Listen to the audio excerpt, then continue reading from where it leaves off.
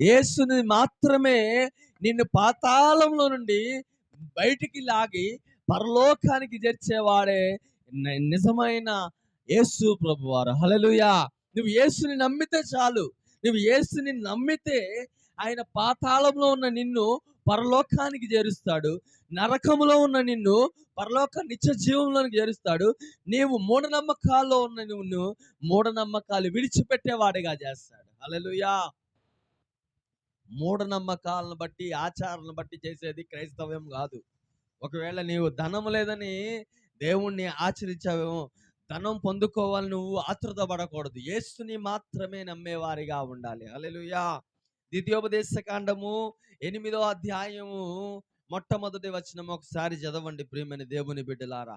ద్వితీయోపదేశ కాండము 8వ అధ్యాయము మొట్టమొదటి వచనములో ఒక మాట ఉంది. మీరు బ్రతికి